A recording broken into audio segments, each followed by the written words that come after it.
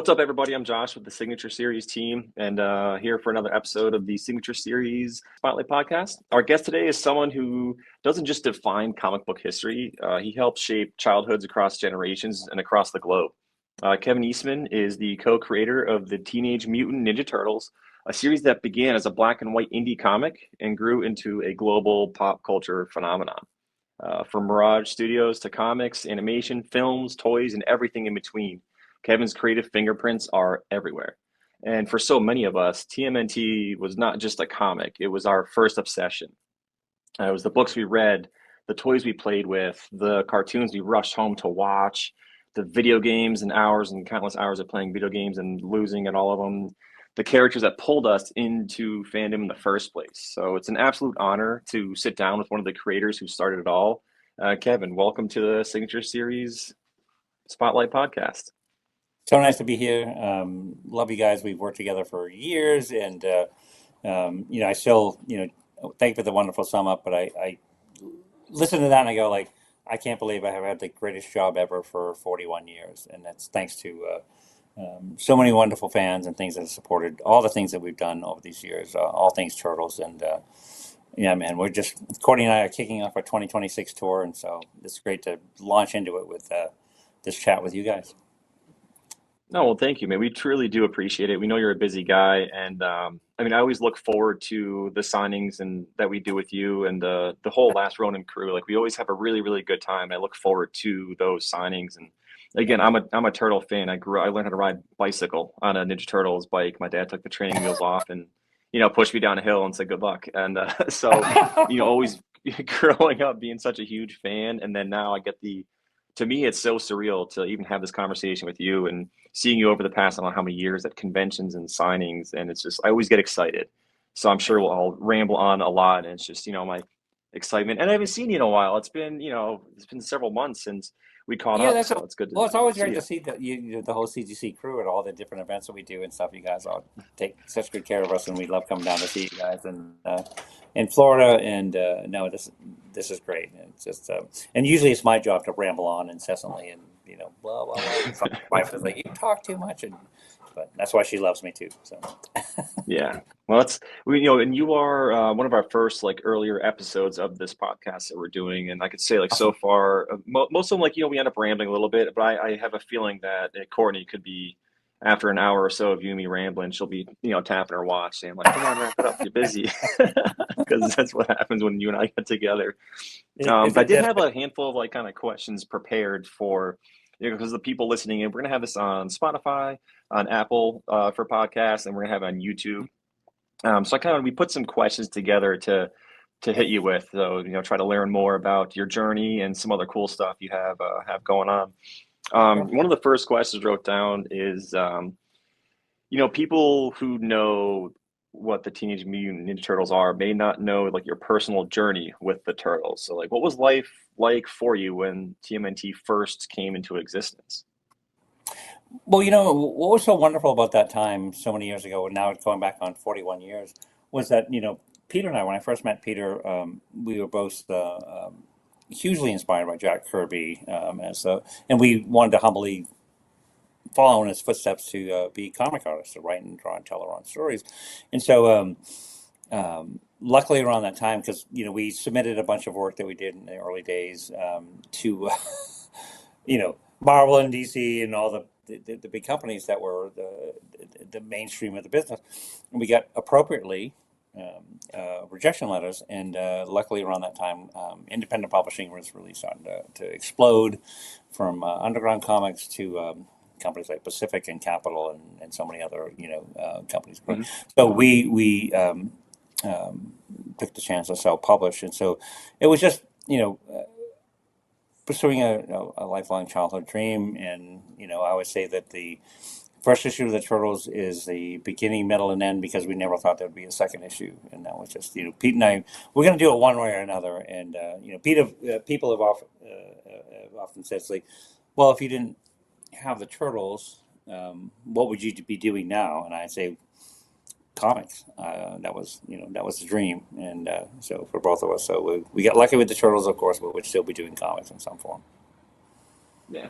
Well, I think there's more to it than obviously. I think luck, is a bit of a factor. But I mean, you guys, you kind of change things up a bit, right? And it's like nobody ever thought. And I wasn't around when they came out. To be like when that first issue came out, I didn't, Yeah. read it off the shelves. I wish, but I mean, it seemed like kind of different, and I love the idea of these. I think that's why I related to it as a younger kid because you had these brothers, and I was close with my brother, and they were obviously kind of misfits because they're mutant turtles. But you had your different kind of like each turtle kind of speaks to someone, I feel like, right? Like, with Leo being like the leader and following the rules, and you have like Raph, the kind of rebel-ish type, and Donnie, was a little more structured and everything, and Mikey, just a party animal, eating everything. So I feel like you kind of were able to relate to every type of fan, which I think was like so cool. It's not like you're just gonna have one specific following. I think that's why it exploded because like everyone could relate themselves to one of the characters in there. No, Um, and like, do you remember thanks. the? Go ahead. I'm sorry. No, I love that. No, No, no, you're you absolutely got. right. And what's really fun about that because we were so heavily influenced by comic books and pop culture. It's like when you look at Star Trek, you had each Mhm. individual character that each brought a difference of opinion and a different strength to solving a problem. Fantastic Four, which is one of my favorites, one of Pete's favorite. It's like you had the four turtles. You can almost break it down to Johnny Storm, Ben Grimm, and you just the personalities are there, and they could bicker. They could be a family. They are dysfunctional, which is every family that I've ever known. But when they came together as a team, they would solve those problems. So all the things that we put into those early turtle comics were just things that we loved about pop culture, comics especially, TV series and things. And it was just to create something. Um, and I would say a very happy accident of something that would create a platform we could tell other stories from. Although we never thought there'd be anything beyond issue one, but it was to have that personality was all the different personalities was just really important to us, and we enjoyed it because Pete and I are different characters complete. Pete's Donatello, I'm more like Raphael, so it's like Yeah, I was gonna ask. Yeah, if you were to like refer to yourself, like which turtle do you relate to the most in Peter? So you said you're more the Raph. He's more Donnie. well, to me, it was like I was always very more passionate. It's like when we'd be talking about story ideas, I'd be up walking around the room going like, "What?" And but Pete was like, has Casio calculator watch, and he would take apart things. He was Donatello through and through, and I've never written Donatello without thinking about Peter Laird. So 100%. So That's very cool. See, I didn't know that. See, that's why I love hanging out with you. I always learn something new about these turtles that I thought I've known everything about, and you educate me on more. Now, yeah.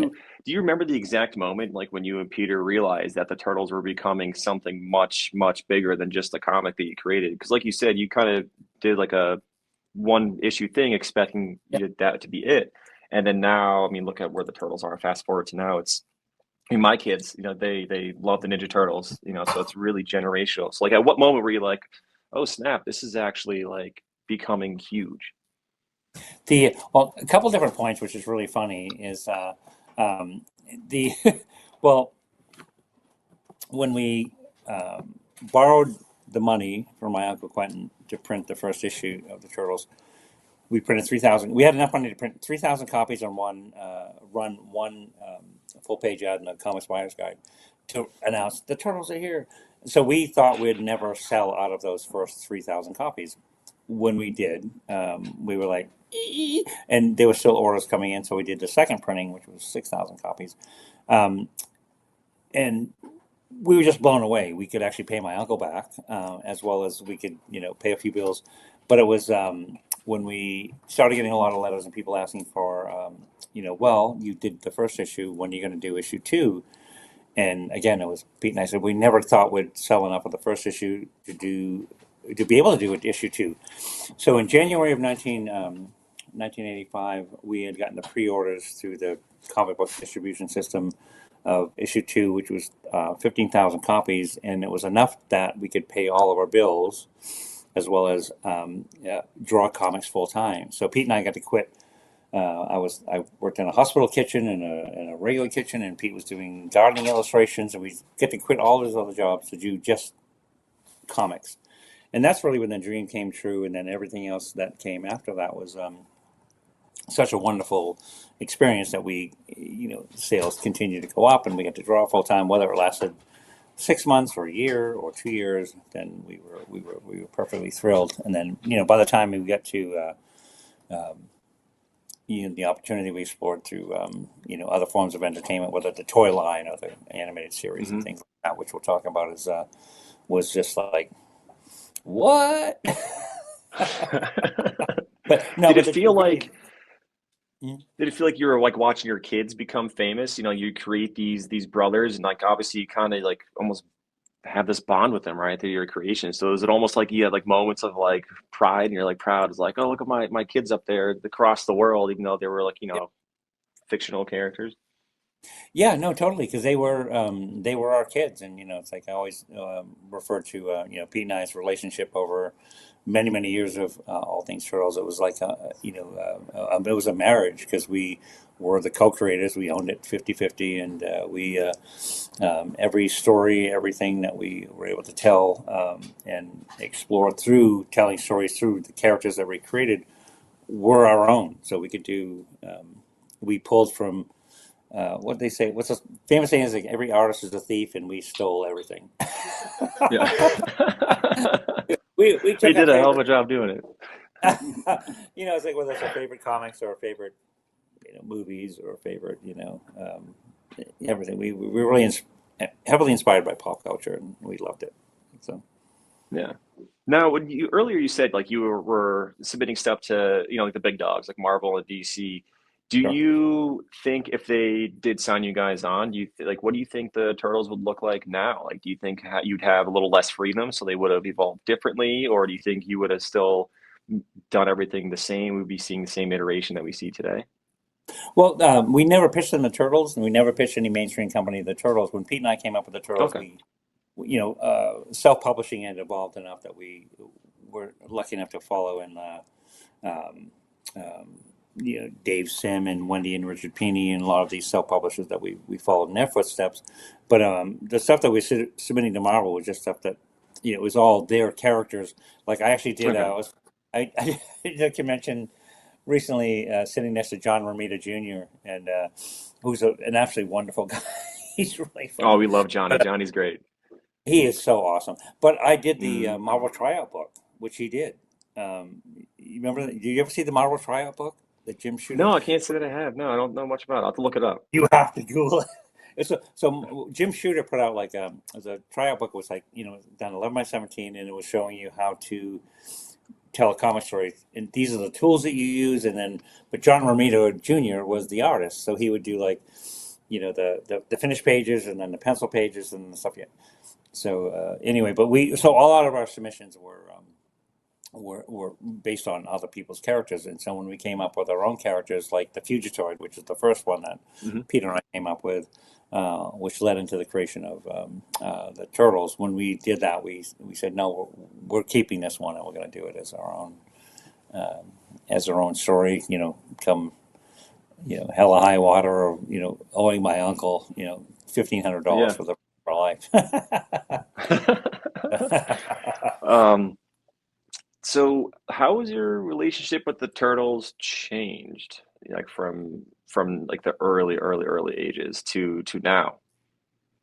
Well, it's like it's funny. It's like one of my favorite things is like we're currently on the East Coast, and we're doing a bunch of fun things. And every time we get back here, any chance we all get to hang out with Peter Laird, where it's like usually it ends up going up and ordering pizza and ice cream, ice cream, and talking about you know enough boring stories where like my wife and they all up in the kitchen, and Pete and I are like wow. But no, just the experiences that Peter and I went through were just very unique and very special to ourselves. So it's like I was rewatching the Beatles documentary recently, and I love that.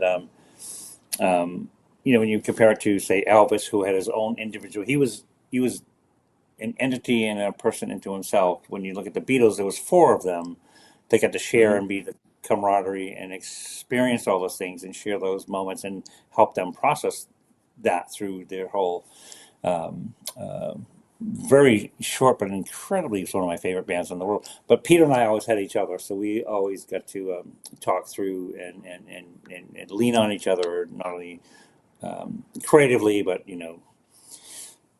lawyers and lawsuits and stuff. But every experience that we got to do it together, and it was some pretty really amazing adventures.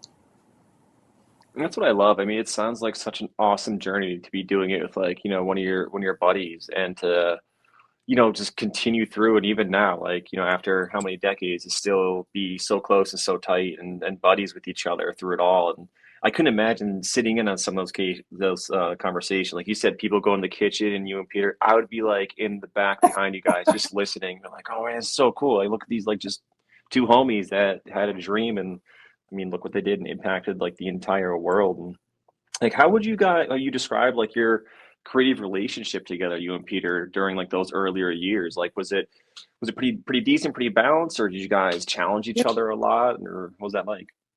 Well, we broke it down in the early years to a system of working together where we'd work on the stories together. Oftentimes, I would do the layouts for the stories, but from that point on, we would pencil together, we'd ink together. Pete would do the final script. I would do the lettering in some of those early issues, which is why there's all those misspellings and he needs a comma, right? And no, um, but no, it was. Certainly in the early years, it was like, again, using a Beatles reference, it was like the Beatles in Hamburg, it's like we were learning and we were doing stuff together, and it was just two of us passing pages back and forth, and we really enjoyed that creative process because we had complete freedom. We were the writers, the editors, the artists, the storytellers, every decision that was made, we made, and that was final.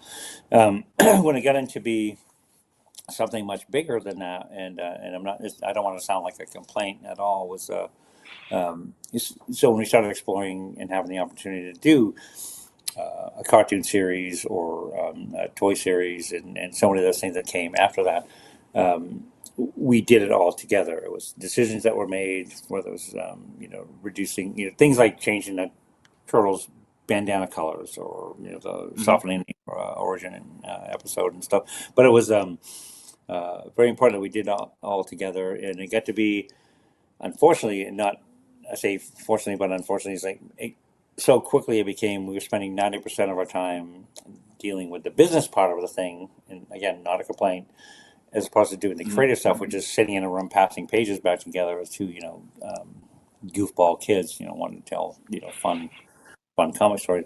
So the adventures that we experienced, all of that change and that growth and that stuff together. So it was quite a path of you know. Sometimes it felt like I used to joke it's like a riding an MX missile or something without a Yeah. seatbelt. What? Just hold on, hope for the Just best. hold on for dear life with Velcro chaps and a little bit of super glue. So it's like yeah. Well, it sounds like it's been like quite the wild ride for you and Peter. And again, like I can't emphasize enough how cool it is to like just you guys still, being homies today after Mhm. all of that, like the explosion, like just, having have like, a brother with you there. And I mean, even so, like Peter recently entrusted you with something pretty big, right? Like, quite the Man, collection. no, Can this you is. can you tell us how that conversation became? I guess, or if you want to, the listeners, if you want to explain kind of what I'm talking about here. Yeah. Well, again, Peter and I, it's like, every time we'd come to the East Coast, it's like, it was like the whole family. We have a wonderful extended family. It's like we'd all get together up at Peter and Janine's, and it'd be pizza and ice cream and so it would, and half the time, like I said, would half the group would end up in the kitchen because Pete and I would be in the other room, talking about, you remember, page 12 of issue 3 that when we did, Just nerding you know, out. yeah, we're just totally geeking out on each other. But no, Peter has kept a absolutely phenomenal collection of some of the earliest turtle memorabilia, from the early soft heads to the video games to VHS tapes. Like, we literally found is like some of the stuff you can see behind me is some of Hmm. the original display case for Turtles Movie 1 that has never come out of the box, that's never been touched, that's never been put on a shelf. That's so One of wild, man. It's like um, museum so pieces you have. yeah, we'll show you some of the stuff in a sec. But when Pete said, he goes, I'd like to see this transition from his personal collection to the fans, and we have a large collection ourselves. So um, Peter's gift to us was like when we were like thinking, oh, it's like 10 boxes of cool stuff, and then suddenly it was like 150 boxes of like, holy shit. Yeah. His collection is impeccable. It's perfect. It was some stuff is unpunched. We were looking at some stuff earlier here at Eastman Studios, and this is and I tell this story, and this kind of sums up a bunch of it. So when we knew the turtle toys were coming out, and we were sort of like still, that we get a are they going to really be on a toy shelf in a toy store? And the toy store of the time was KB Toys, and Yeah, I remember KB Toys. oh hell yeah! And it's like I think then They were later great. became Toys R Us. So Mm. Pete and I drove from where we lived in Massachusetts, Northampton, down to Springfield, and we were kind of going through the toy store, heading towards the action figure aisle. And as we arrived in the action figure aisle, a mom was dragging a young boy out of the action figure aisle, going, "No, I'm not buying you one of those stupid Ninja Turtles." And now we're just like, um, but what's amazing, and we got a few samples here. When Peter and I were there, we actually have, with the toy stickers and stuff, we actually have the toys that we bought that day. Holy, so You that's know, like the toy that you guys bought that day. yeah, we That's have the so complete look at it, it's set. like brand new. They're brand no, and it's like it's never. This one is. We have several that are unpunched, but this one is punched because it was actually hanging on the shelf in a Yeah. toy store in Springfield. And then hand me that. This is so we have like. Oh, is that the torture? Oh, this is. Oh, this was a local toy store in Northampton, Hmm. Massachusetts. So we bought had we have all those in the collection that we're going to be releasing. Is so this was a place called Child's, and it was in downtown Northampton, and purchase tickets are still there. So this hang on the shelf, but it's like the April with no stripe. Yeah, So yeah. this is like it's like because every conversation we had with the toy company, they said, "Well, nobody's going to buy a female action figure in the Turtles," and so they short shipped the Aprils, and so it was really hard to find. But this is one of the original Aprils from 1988. Oh, this is the unpunched. Oh, this is great. So this is like one of the original. So this came from the original box that Playmates Toys sent us. So it's never been on a shelf, so it's completely Oh yeah, unpunched. it's not punched. It's the soft head, and it's like the 10 pack, which Hmm. fans that know this kind of stuff. So it's like the original 10 action figures. And so these things they haven't seen the light of day in 35, almost 40 years. And so what Peter wanted to do, Peter and his wife Janine, is like they um, gave us a lot of this material, and they said they wanted to see it to go to the fans in a way that was the best way possible, special because when you think like when you bought a $3.50 toy back in the day, the first thing you did was open up the package, play with it, and Play then the with it. dog would Yeah. head off, or you lose Michelangelo's nunchucks and stuff. But this is and Peter really opened the floodgates in a way that we never could have imagined. And in fact, our team here was like, we want to make there's donation things and stuff that want to do charitable things, but we feel so lucky that we have such a tremendous gift from Peter and his amazing wife Janine, and so we're going to be able to put some of these things in a sense that we've worked with CGC, and I was looking at some of this stuff. It's like um, um, that's just never been seen or available before. So when you look at like this is a 9.9 turtles What? for one VHS. And actually, you can't see fully behind me, but we have the original end cap that was set up Hmm. set up probably in a video store, Blockbuster, or whatever. But we've worked with CGC to really preserve some of these things for collectors. It's a one of a lifetime opportunity, and again, thanks to Peter Laird in every sense, because it inspired us to because we here at Kevin Eastman Studios we always have we have a tremendous archive of things that we pull out and things that we. It's funny because we say like, oh, recently discovered in the in the archives, and sometimes it is like, oh shit, I forgot we had those, and so we sort of pulled out all the stops to do. So I'm going to show you a couple other cool things that we worked with you guys Yeah, on. But it's look really at this. awesome seeing this stuff, Kevin, too. And real quick too, for anyone who's like listening onto this episode, I highly recommend going to YouTube and checking out the video because Kevin's showing some like insanely cool stuff, like true pieces of pop culture history, like a 9.9 still factory sealed wrapped VHS It's of like the I think TMNT one, and then now the second one. Yeah, because this is like it's a crazy. we were just we got some of this stuff just back from you guys because I was doing an interview last week because they're releasing, last year was the 35th anniversary of Turtles Movie Hmm. One, which was fantastic. I think they released it. They rolled it out in theaters in August, and the response was tremendous. And so this year, they're doing Turtles Movie Two, obviously Secret of the Ooze, and they're releasing it in mid March. And so I want to show you because this is crazy. So Yeah. we're archivist to the point of hoarding, and so I want to show you the. Hmm.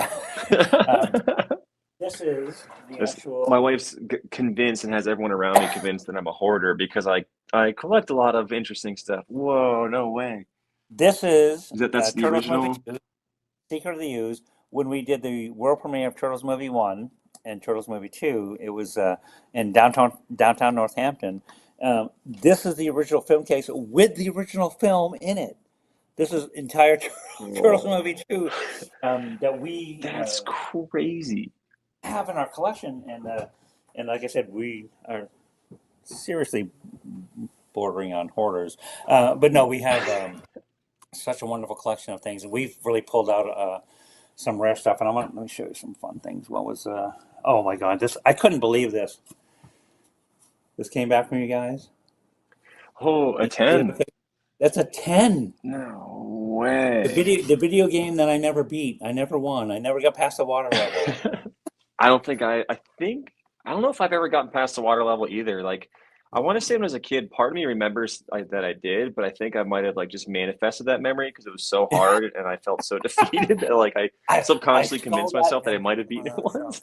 No, but no, but that's really fun. It's like this. So this is the kind of stuff that came out of what uh, Peter Laird sent to us, and I can't express our immense gratitude and stuff that because he was really looking for a way to because he always he felt like over the years that fans might have perceived us as not getting along as well as we could, and we've always been the best of friends, and we text every week, and we we every time we come back here, we have pizza and ice cream, and it's just great to visit and hang with him. And so this was really a wonderful way for him that he wanted to say, look, this is some really precious stuff that he collected for the first 10, almost 15 years of Turtles, that he wanted to see it gets to the fans in a way that is perfect because it is you don't see this stuff. The way that you see it out there now, and the fact that Man, we've I've been able never to. seen some of that stuff ever in my life. So yeah, it's Well, that's what's so, in working with you guys, we've worked with you guys for years. We love you guys, as you know. It's mhm. like, but to get some of the stuff great and go, oh my God, we get on a video game, and I think, that you get a 10. Is That's that, gnarly, dude. that, That's because I mean, so, I obviously I knew about some of the stuff getting, sent in and I yeah. first heard about it, I was like, oh my God, I have so many questions. Like, this is so cool. Like, I want to see some of this stuff. And then I didn't know that that came back a 10. I didn't know about the nines either. I was kind of just kind of waiting for this moment to kind of talk to you and pick your brain a bit and cross my Yeah. fingers that you'd show some of the stuff and you did. So thank you. But man, it's insane. And like, so, I mean, was there like an emotional like weight? Like when you started receiving, going through some of the collection and like, like were you like nervous like like I don't know like what was that feeling like when you got to see all this stuff again for like not did it flash you back to the 80s? Like you make you feel like a young kid again, or like I just had like 100%. so many questions on like the emotional roller coaster it must have been. No, it's I love it because it's like I touched on for a minute earlier was so in a very short period of time, Pete and I are left reminiscing in the dining room, and our wives are doing more interesting things like having wine in the kitchen. No, but we go down these when we look at each of these moments, and it's like we remember, because we were very lucky that Pete and I were fully involved in every cartoon show and toy line and some of the video game stuff, even the stuff that we didn't know, and so many of the like we were looking at some of the stuff that you see on Kevin Eastman Studios. Is like there's turtle cereal boxes. We have stuff that Pete preserved in his collection that we are now able to put out to the fans with our stuff is. It's phenomenal stuff. We look at that. It's like, do you remember when because we did like a series of 3 comic books that went into the Turtle cereal. These little Hmm. mini comic books, and it was like the Turtle cereal was. I always think of it as Calvin and Hobbes terms, where it's like chocolate frosted sugar bombs. But ours Yeah. was just so it was rice checks covered in sugar with turtle marshmallows, and then have these comics, and then. But when we were going through that together, it was like surreal because we're kind of like we're making turtle cereal. It's like WTF. It's kind of like what? Yeah. But but it was like turtles matchboxes to turtles, um, bubblegum to Some of the turtles moon sneakers, the pies. underoos. I had the those. Well, it's like well, that's because Courtney and I when we do like we do so many shows every year, and we're just starting a 2026 tour this year, and would have fans that come up and be like, I wore the turtles Halloween costume until it rotted off my body, and my parents were embarrassed and they couldn't wash it enough and this stuff. But we love hearing those stories and those memories and the fans that basically gave us the greatest life ever because it's like if the turtles as a comic book was successful, but the turtles as a mass market and an experience where it went out there to the whole rest of the world was just an experience that's given us like we've been all over the world and we love every moment of all those stories all those stories and we'd have stuff No, like this was I love it, funny man. was like the somebody brought this in recently. This is one of the things that we had. Oh yeah, the cereal. Is that the one? Oh, that's You so got the funny. cereal. So, yeah, I gotta show you this. Oh my goodness. Yeah, So for anyone listening, seriously, you should check out, even if you skip to some of this stuff just to see what he's got. That's insane.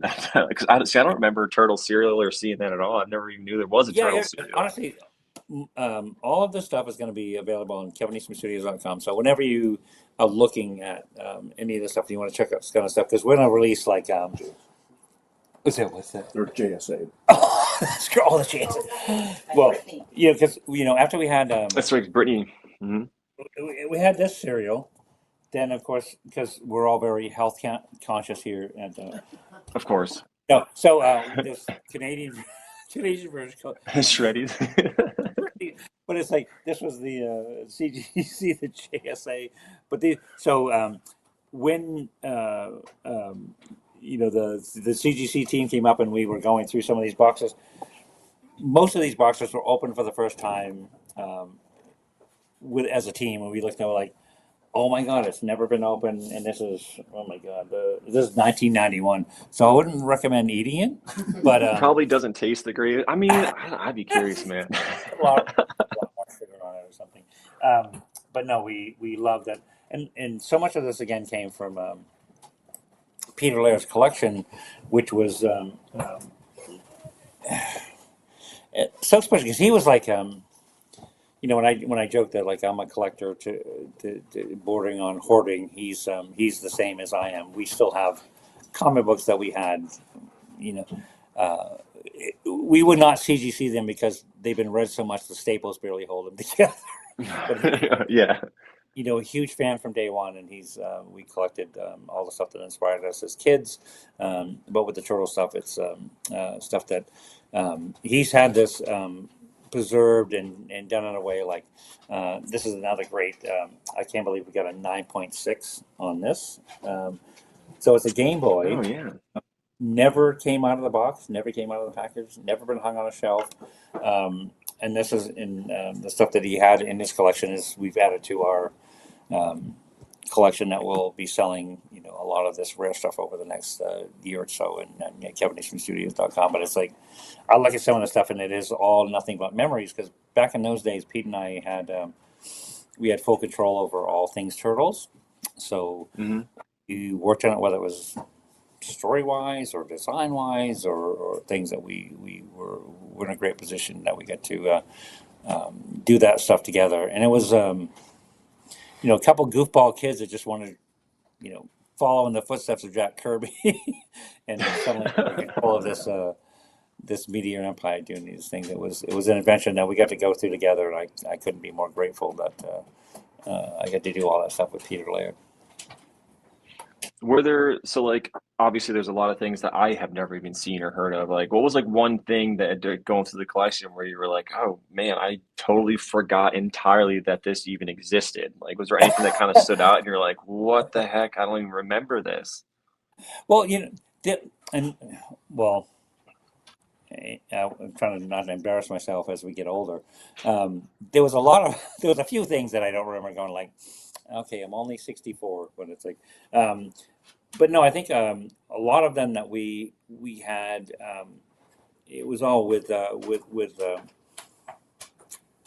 a very I don't say loving, but yeah, it was loving. It was with a great memory of working on it Hmm. because back in those days, like when I mentioned like the Turtles comics that were put into the Turtle cereal, In the cereal. um, Hmm. Pete and I drew those together, and so we saw the packaging, we approved the packaging, we drew the comics that went into them. So we were an important part of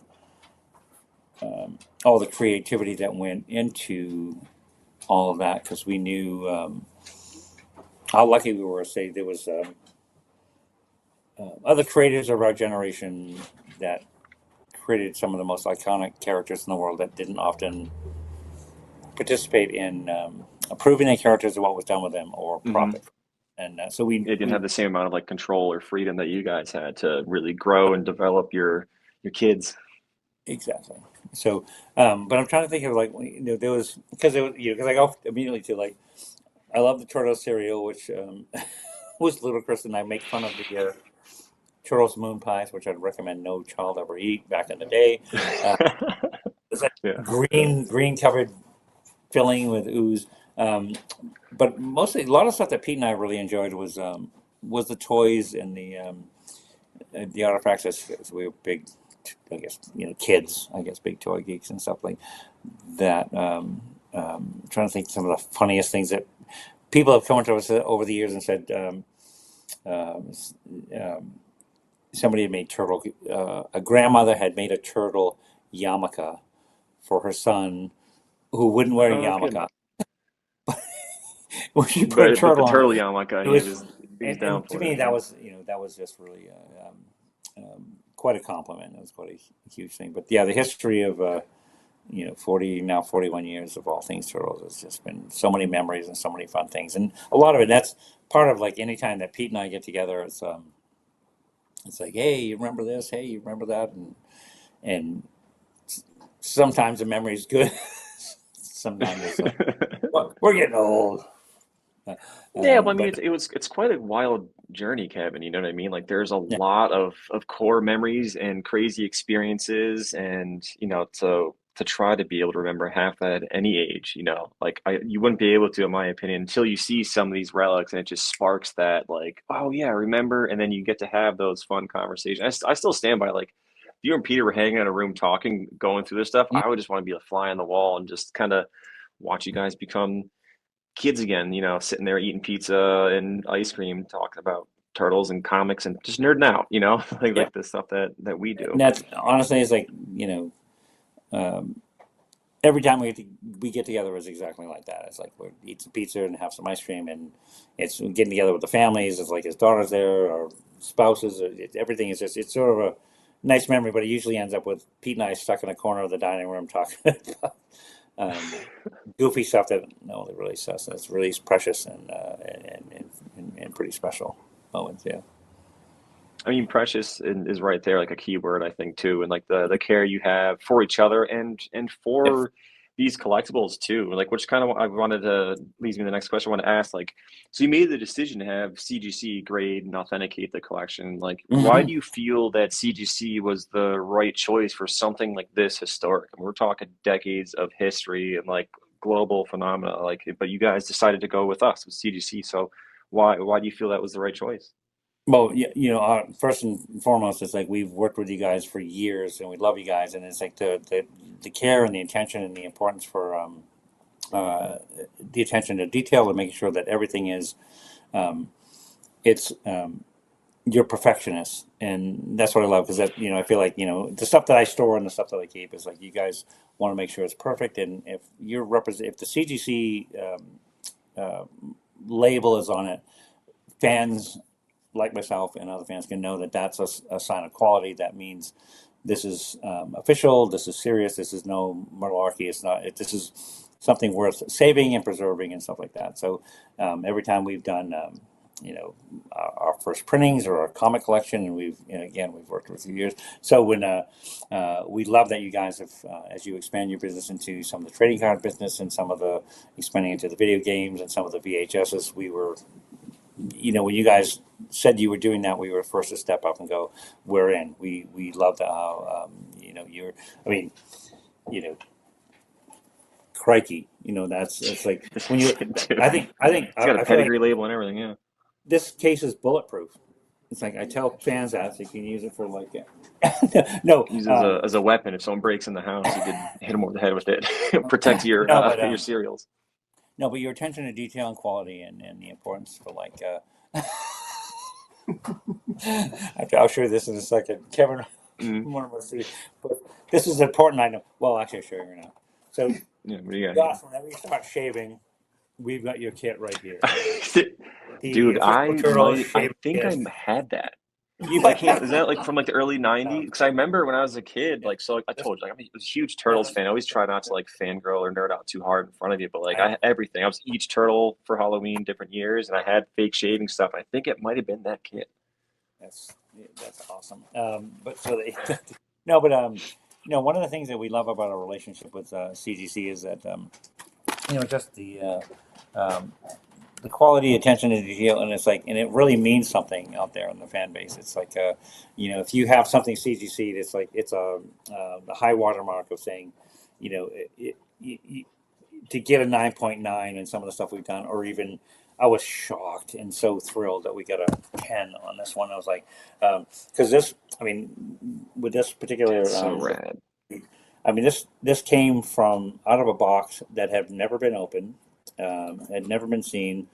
I literally signed it, and I think Brittany panicked because I was actually signing it. It's still wrapped in the plastic. It has never been hung on a shelf. But to get, Yeah. when you can represent to a hardcore fan or a fan of this kind of stuff, and to people that love and collect this kind of stuff, when you have a 10, a point 10, it's no malarkey. It's solid. It's the solid gold standard of that kind of stuff. Yeah. And so, yeah, so we're going to be working with you guys for a long time, to the point of like, when both were old and gray, Josh will be, well, actually it was the, Kevin Russell just pointed over. This is one of my favorite things from Turtles movie. This is the famous Oh, scene. yeah. This was in Turtles movie 1. Let's see if I can get the thing. Hmm. When I think Leo and Ralph are fighting, and Donatello says to Michelangelo, like, "Oh, it's just like moonlighting," and then they walk out of the room because they're bickering, and then he goes, "Pork rind," and so Michelangelo, the company that actually made pork rinds, did these, and we have a number of these, which I don't think these even exist, and I wouldn't suggest eating them, of course, Yeah, unless you I've put never seen those. unless you put them on a turtle cereal, maybe it'd be. No, I'm kidding. But Maybe they'll no, these. counteract each other. Put the turtle pie in there too. Just they'll all counteract the. but this is the kind of stuff that Peter, who's just been such a wonderful archivist, and really, the amount of material that he sent over to us, the Kevin Eastman Studios, and the partnership of us putting things out as under the and all of these things are listed as under the Peter Laird Kevin Eastman collection. Peter's giving us so many of these gifts. We literally opened the floodgates for our own collection, but some of the earliest, coolest, most interesting stuff is totally and specifically thanks to Peter Laird and his wife Janine, and they want to see this get back out there to the fans in a way that was unique and special, and made one of those once in a lifetime memories and keepsakes, like turtle pork rinds. Like turtle pork rinds. Well, It's so cool, man, to see these things. Do we make Brittany test these? No. Honestly, I think so. I think we should have her taste them, make sure they're like authentic pork rinds and everything. Yeah, we'll make sure. I don't know how we'll encapsulate them. We don't really encapsulate food, but So yeah, we could convince her to try some, I'm sure. When you get like a 9.8 Game Boy. Okay, so what do we think, guys? This is a 9.4 Turtles pork. Oh, I'm kidding. So that'll be the next thing that maybe CGC will be, besides, okay, guys, do coins, comics, cards, toys, videotapes, and next will be food. Food. Cereal, pork rind will be the start. No. Oh man, it's just so cool to see that stuff, and obviously like in the CGC gold pedigree label, notating that it's authentically from Kevin and Peter's personal collection. I mean, that's like, how does it feel to see some of your own history treated with the same care as like legendary collectibles? I mean, think about you're a comic guy, you're a fan. I'm sure you've seen some of the crazy like auctions and the collections for like Action Comics and your AF-15s, your Tech 27s, and now seeing the turtle stuff kind of be treated with like the same care and regard. Like, what's that feel like?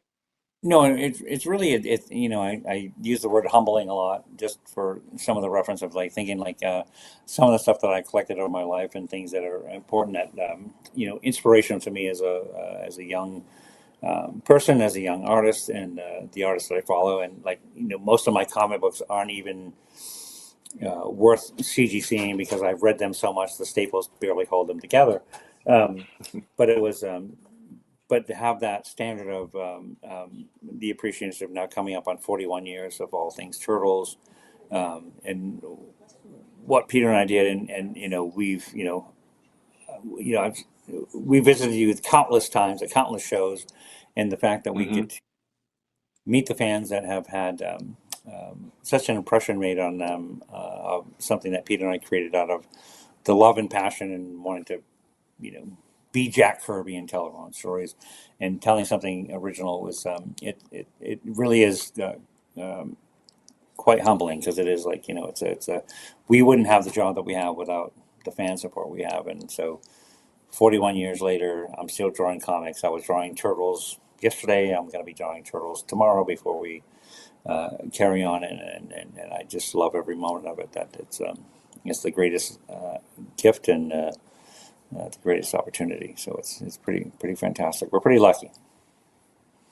I think it's just super awesome, and especially seeing some of the stuff, being graded by CGC and encapsulated, so to be protected from the elements. Like, I'm kind of curious to see like where these pieces end up down the road. Like, have you thought about any of that? Like some of the like that 10 graded 10 or these 9.9s. Like, do you ever think like, oh, is it going to end up in like this museum or some dude's basement that only he looks at? Like, do you ever wonder about like where some of the stuff's going to end up, or if you can go visit it in like like some kind of big crazy museum Well, like I down said, the road?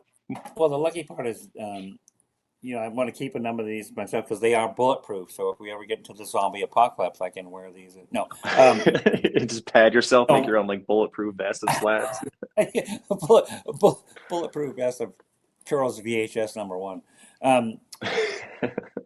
No, but that's what I think is wonderful. It's like I go back to I told my parents of hey, I want to follow in the footsteps and be Jack Kirby when I grow up, and they had that look at that time, getting back 40 years or more, and they'd go like, oh, we're gonna have one of those kids that never moves out of the basement.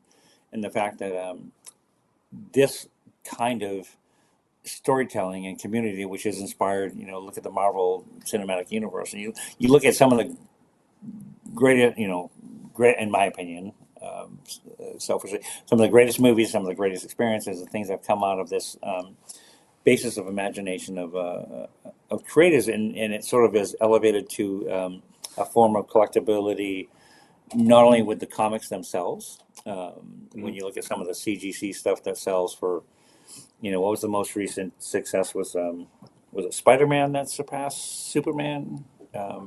Superman just took the first place spot again. Another 9.0 came out and sold. I believe, if I'm not mistaken, it was the Nicolas Cage copy, the one that was like stolen from him, forever ago. That That's was kind of right. relocated, and yeah.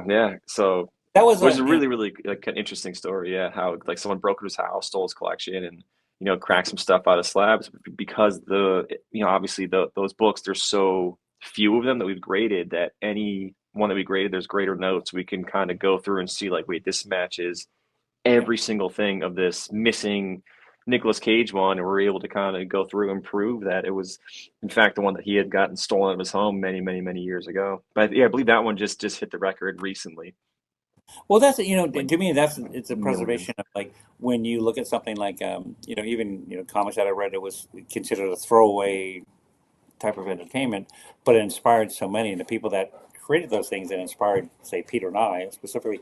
And now when you see these things, the importance of of comic books like this being preserved through CGC's program, and for the years that you've done it, it really sets the ultimate, the high water mark. It was like, this is a real copy. It's authentic, and it's preserved in a way that, if you as a collector want to buy it as something for your personal collection, as like we do, a Yeah. huge collector. The preservation factor is critical, and is important, and it's fantastic. So when I look at some of the things that we've, when you look at, like, again, something that was. Um, This display behind me was set up in probably a Toys R Us or a Blockbuster, and this is the original display. I'm going to show some of this. This came out of Peter Laird's collection. All these items here was like, so this was at one point was full of turtle VHS number ones. Was the Uh, VHSs? Yeah. yeah, and I got one of those here.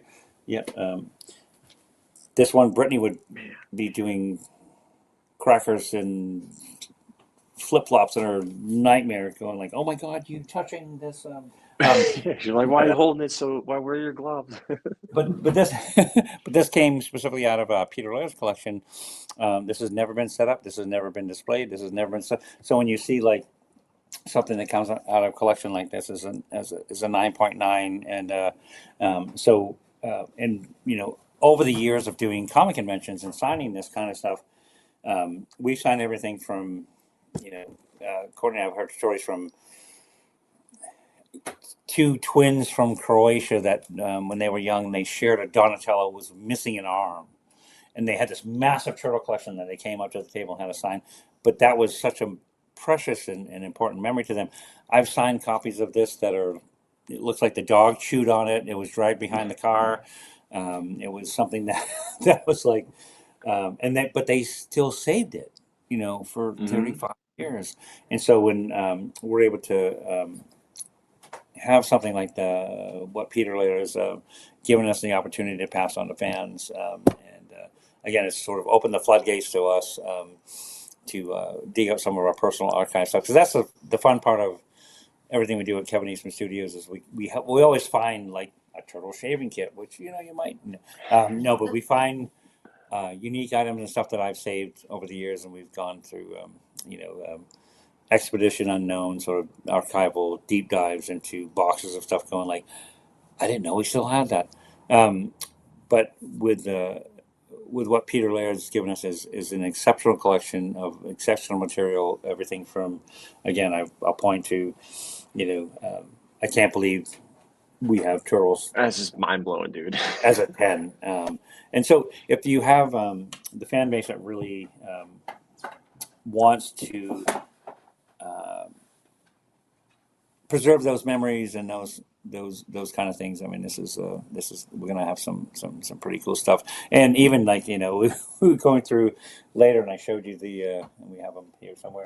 But actually keep tuning in because we found when Peter and I going to KB Toys the first time the Turtles came out in 1988 and buying them off the shelves. We still have them with the stickers on them and stuff like that. But we'll come with a COA. Peter and I, we've signed stuff. We've signed other stuff, and we preserved some of that stuff. That's is that one of them?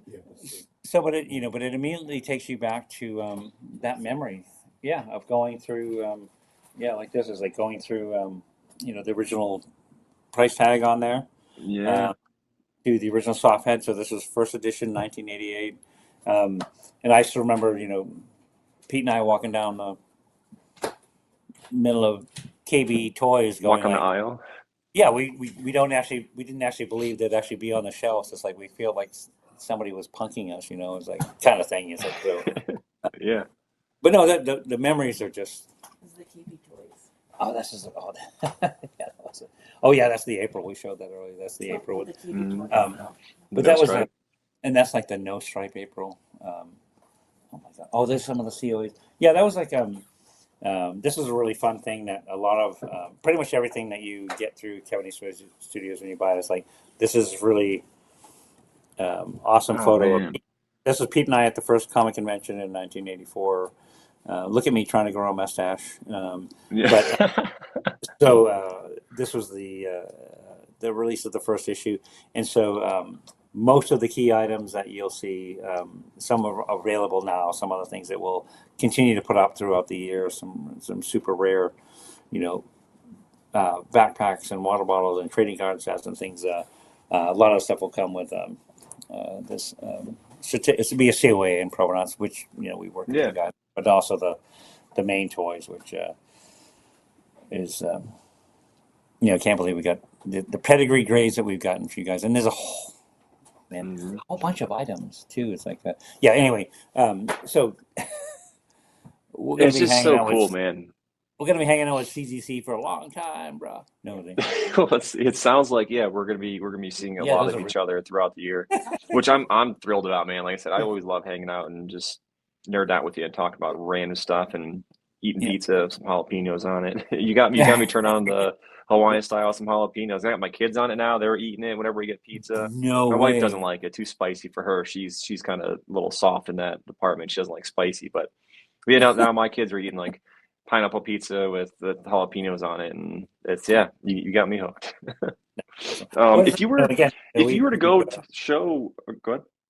No. I was just say we we've worked with you guys for so long. We adore CGC, and we love that it is it's a family atmosphere, and then we love that we can the kind of things that we can show under the pedigree grade and some of the other grades. It's like it's historic, and it's like, and some of these things are first out of the gate as well for you guys. It's like we've done.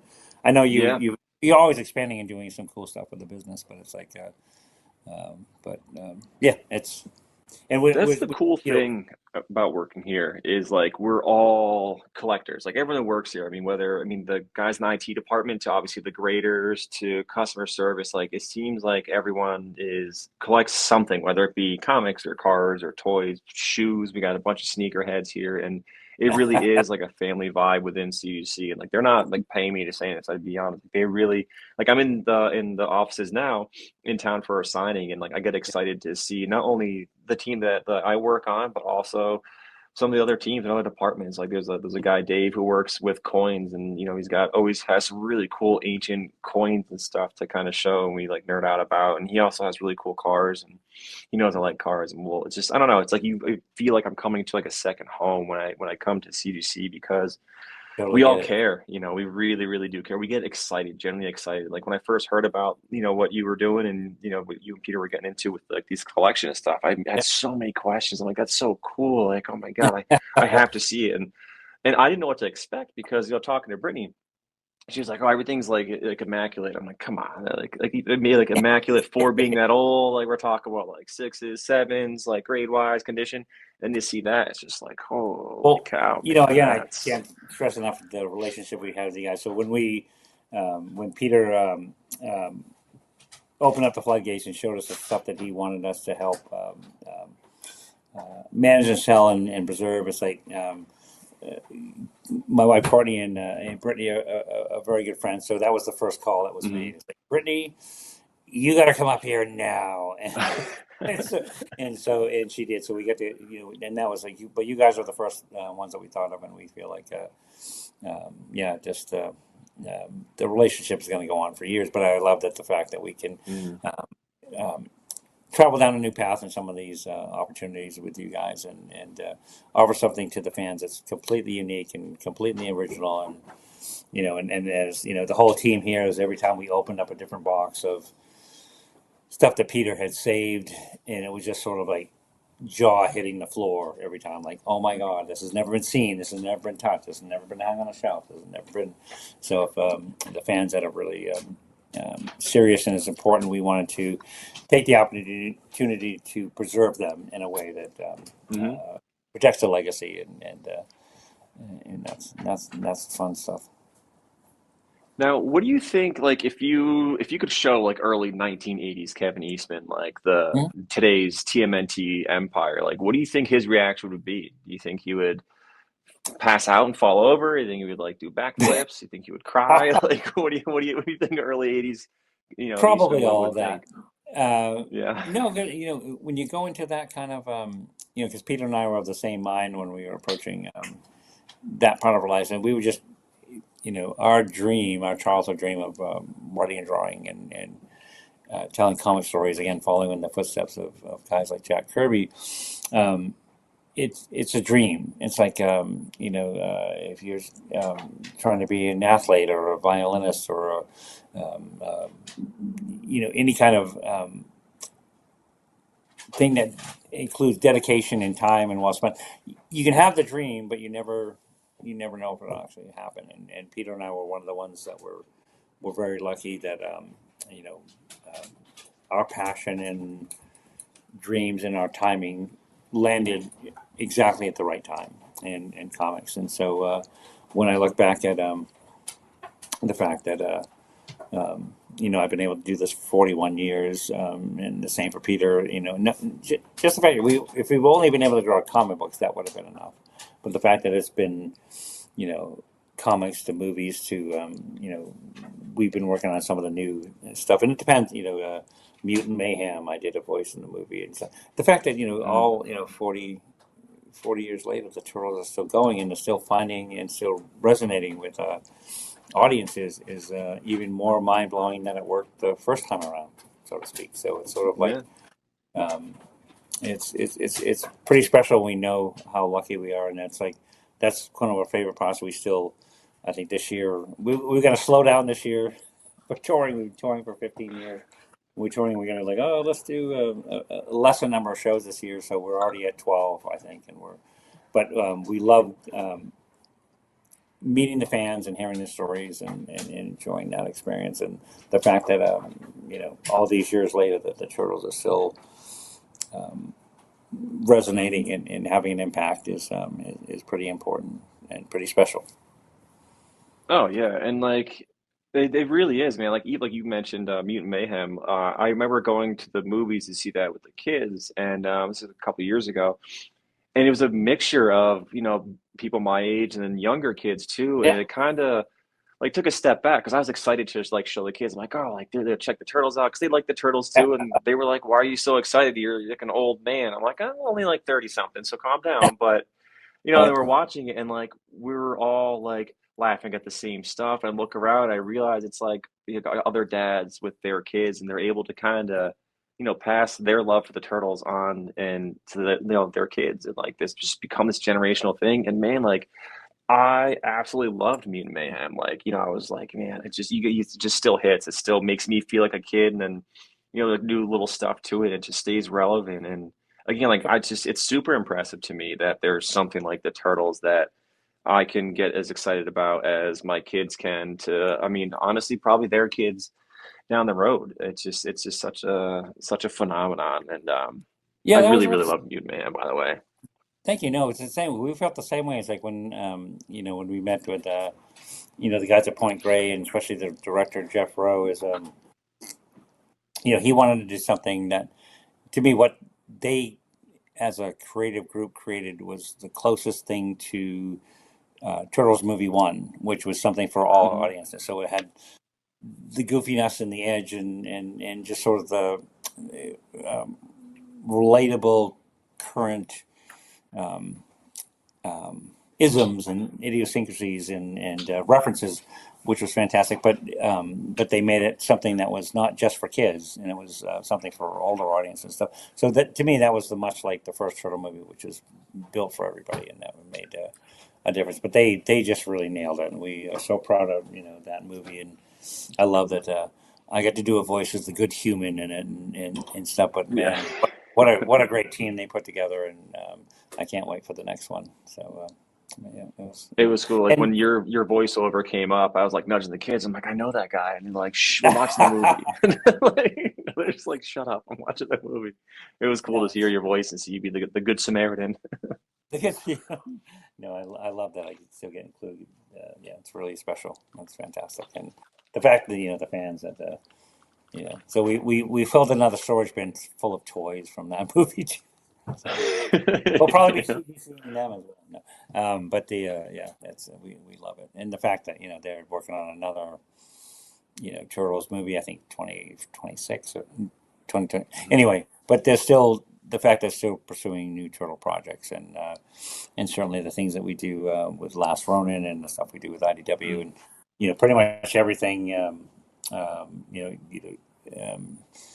The hub of sort of where we're going convention wise, new products, new ideas, new things, and all things CGC, and all the things you're going to see offered from this really unique collection. It's like just KevinEastmanStudios.com. Come here, you'll find the latest, the greatest, and find out what we're doing and how we're being offered. Because we're getting stuff in literally every day of stuff that's coming back from CGC that's still being created and stuff that we want to preserve that legacy of all things Turtles with the fans that want it. So you can find all kinds of cool stuff here. Yeah, I mean, I'm gonna have that's bookmarked in my browser. I like took a little note on KevinEastmanStudios.com just because I want to see all the Yeah. stuff. Like, I just want to go through Mm. and see like what else is popped up in this collection, or what else was found, or what else is. Because again, like I just as a collector, as you know, like you get excited over. If you take a step back and think about it, maybe it is kind of weird to non-collectors. Like, Mm. 37-year-old man is getting excited about little toys or like light up Skechers and stuff. Like, Okay, kids well, don't get like generally I'm, get excited. It's so cool though. I'll be 64 and I'm still the same way. But I'm just telling you, it's like if you've been looking for a Teenage Mutant Ninja Turtle fishing kit, full tackle box with all the stuff and everything, Kevin Eastman Is on Studios. there? Yeah, yeah. You got a shaving kit. You got a. We're not Yeah. kidding. You get the We got so you many can get a cool nice things. clean shave before you go out fishing, Yeah. catching some trout for the family. Um, and one of the things that we kind of wanted to do when toying around with certain guests we have on the podcast here is like a lightning round. So just kind of quick, it could be one word answers or just kind of boom, hit you with like five questions quick. A little bit of either this or that or just quick. So if you don't Okay. mind, I'm just gonna throw a couple questions at you and just again lightning round, quick answers. So we'll start with probably what a bunch of people have already asked you. Your favorite turtle? Donato or Leo? No, no, wait. Was it? What's the? No. That's one of my favorite questions that fan asks. They go, "Who's your favorite turtle and why?" And I always try to flip it back on them, and I say, "Who's your favorite turtle and why?" Because you can tell a lot from them. But to me, Mhm. as a co-parent with Peter, I love them all. They said, "Well, what's you had to choose one?" So I say, to me, Michelangelo, which is on the Eastern Studios, had this. Like this was he was Mhm. the firstborn, the first turtle ever drawn. So I'd lean towards Michelangelo, but yeah, as a proper co-parent, I love them all. Love them all. It's like when Oh my yeah. parents tell me they love all of their kids. Really, they like my brother since he was the oldest and the firstborn. God. Well, Um, I have three sisters, and I insisted. I said, "Yeah, Mom doesn't really like you guys; she likes me." So anyway, I'm yeah. kidding. All right. Um, Next question I have is Eastman and Laird era or modern era? oh, Eastman and Laird all the day through. No, no, because all the stuff that I did with Peter, the stuff that Peter and I did together was like it was the dream. It's like we were making our own. We were writers, artists, publishers. We answered the phone. We stuffed the envelopes. Everything we did together was built. The kind of work that we did over the first 15, 16 issues became pretty much everything in the Turtles universe. It's like the foundation that we built was something that we built together. So everything Peter and Kevin is the best and most important to me. So I'm not doing that. Cody's saying one-word answers. I'm like, I can't do that. So. I know, that's not a Yeah, the next two are going to Can I be just one say word. yes or no? The next two questions are going to be one-word answers. So comic shops or What? conventions? No, there's no one. Yes. This Yo mama. Sorry. I didn't say. comic shops or conventions? You got to pick one or the other. Yep, both. Both. Okay. And if you could use one word to describe the Turtles' legacy, what's the one word you would use? Kevin Eastman, The Ledge. No. The ledge. No.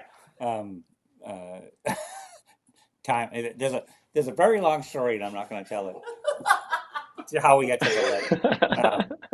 But no, it's dream come true. It was dream come true. It was inspirational. We were so lucky. All right. And then, I know you're a super super busy dude, so I don't want to like monopolize too much of your time. You've already spent a bunch of time with us, and I wanted to. 4 hours, so is that bad? Yeah, we're coming up on 4 hours. It's actually been about 17 hours. We just cut a lot of it off. So you guys there's a lot of we have a great editing team, smooth cut. I just have just a couple like last few things to kind of close things out and wrap up the episode so you can get back to working like a maniac that you are. Because I feel like every time I talk to you, you're always just working. So like when you look at Peter's collection now, what do you think it says about the journey that you both took together?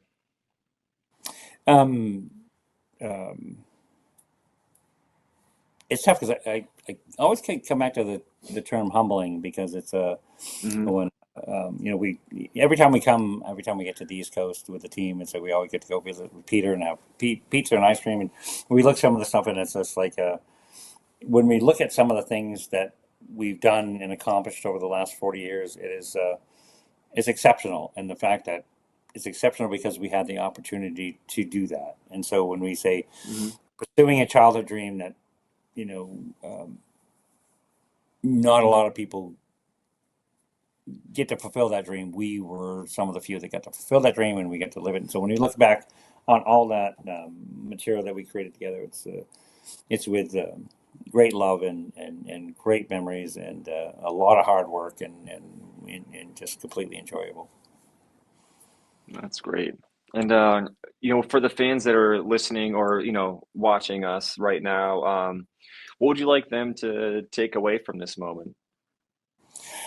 If they have a special, turtle moment, and that's one of the things that I think we love about doing the comic conventions and touring the world and things that we've done, is a lot of fans will tell us like what a particular turtle meant to them or what a particular turtle memory meant to them, or when I first Jeff Rowe, who directed Mutant Mayhem, who did such a fantastic job, he said he wore the Turtles Halloween costume until it rotted off his body, and his mom threw it away. But it's just hearing those special moments and those memories that meant so much to them is probably the most amazing and heartfelt, and we get to have those experiences with our fans, and that's pretty amazing. Well, that's awesome. And again, like I said, we'll wrap it up here. Is there any closing thoughts or anything like you wanted to give anybody, like anything you were working on you want to talk about, or if there's like where people could find your tour, if you have a schedule for the convention you're going to, obviously the website to where people can look at some of this crazy collection.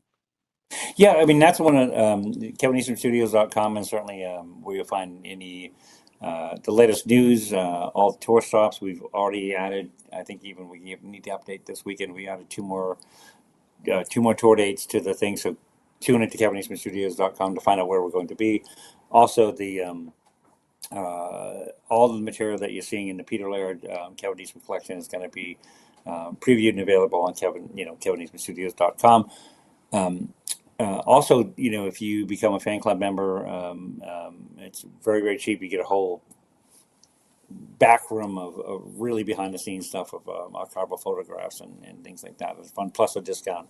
But not to oversell it, but it's like, yeah, KevinEastmanStudios.com, find out what we're doing, where we're going, and what's going on, and everything we're talking about here. All these CGC items and things are going to be available exclusively on KevinEastmanStudios.com. So tune in, because there's, we've got some really cool stuff you guys got to see. Dude, I'm excited to see more. And again, to like the listeners out there, if you're not watching in, like I highly recommend popping on YouTube and checking out this episode and seeing some of the stuff that Kevin, showed us here. You've got a lot of first looks and stuff that like I said I didn't even know about, and I can only imagine what else I'm going to see. Like I'm going to be lurking on that on your website nonstop. I want the pork rinds. I'll try one. But again, seriously, dude, thank you for your time. Like it's really always a pleasure to hang out and gab with you and just nerd out. And I look forward every time to seeing you at conventions. It's tough because like usually you guys have lines at the IDW booth wrapped around 20 times over, and I always just try to quick wave and run away. And even I want to just jump up on stage and give you guys all big hugs, because you guys really are. You've shaped my life. So thank you for being a part of it. Thank you. No, we love you guys, and it's like we have to say that Brittany gives the greatest hugs on the entire planet. So we always love seeing all of you guys. She does. She's just what do we? I think I referenced her as a ray of sunshine on roller skates, and she is just absolutely lovely. That is perfect. And she does roller skate pretty well, actually. So that's right. It's fitting. Yeah, she does. Yeah, she just said, I think in the recent couple of years, she decided she's like, I'm just gonna pick up roller skating again, and just just goes out and crushes it. She just has that balance and coordination, man. She could do anything she puts her mind to. She really is like one of my favorite people on this planet, and hopefully she doesn't listen to this part of the episode, because she'll bust my chops for being so sappy. But we'll get the guys to edit this part out. But no, seriously, she's one of my favorite people on this planet. Like she's so special and unique. But yeah, well, again, thank you, man, and I look forward to seeing you again soon. I'm gonna see you a few times this year, so I'll come by. I'll bring some pizza and ice cream, maybe. Please, definitely. That's wonderful. Really enjoyed talking with you guys. I'm really excited about working with CGC on this pedigree grade collection. Is just something phenomenal. So we feel we're pretty excited. So we can't wait to share it with the fans and everybody. All right, beautiful. And to all the listeners and viewers, thank you again for tuning in to another episode, and hope to see you again soon on the next one. See ya. Thanks, Josh. See you guys. Yeah. All right. See you, bud.